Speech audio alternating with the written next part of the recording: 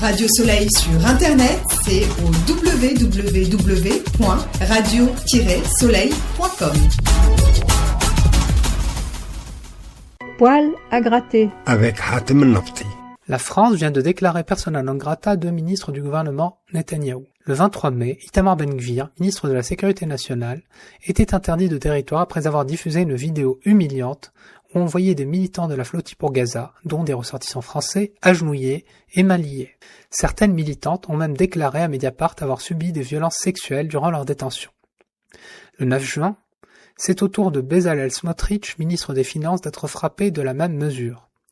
Jean-Noël Barrot, le chef de la diplomatie française, lui reproche en effet de promouvoir activement l'annexion de la Cisjordanie et de revendiquer ouvertement la recolonisation de Gaza.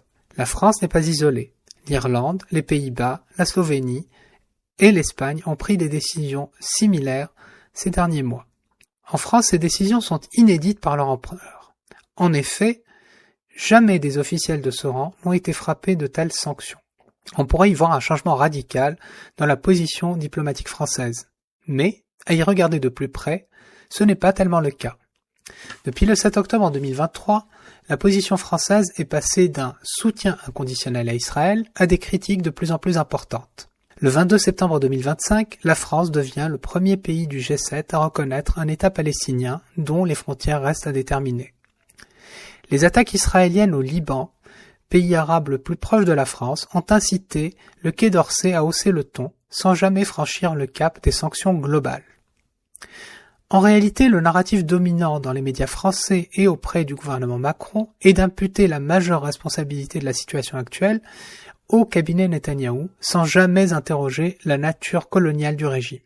Pour le dire autrement, il suffit que Bibi perde les élections et tout ira mieux. Après tout, Israël n'est-elle pas la seule démocratie du Moyen-Orient ? Pour les prochaines législatives, prévues au plus tard en octobre 2026, Netanyahou affrontera une coalition menée par Naftali Bennett et Yair Lapid. Or, ces deux candidats centristes sont favorables à la colonisation. Bennett estime qu'il n'y a pas de colonisation en Cisjordanie. En 2016, il s'est déclaré favorable à l'annexion des 2/3 de ce qu'il appelle la Judée-Samarie. Quant à Lapid, il ne compte pas évacuer les colonies déjà implantées. Les rodomontades du gouvernement français contre les deux ministres les plus à droite du cabinet Netanyahou ont donc cet avantage de donner une impression de fermeté sans transiger sur l'essentiel, à savoir la colonialité du régime et le génocide en cours à Gaza. Poil à gratter. Avec Hatem El-Nafti. Radio Soleil sur Internet, c'est au www.radio-soleil.com.